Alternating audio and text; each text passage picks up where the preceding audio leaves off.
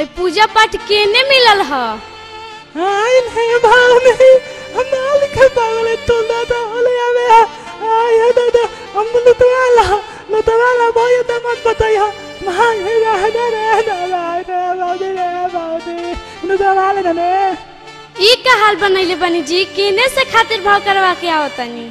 अहो हई सोकाना भूसौलवा घर में काहे लुकाइल बा हो? कोनो बात बा का हो? मत पूछी ली हई सुनी।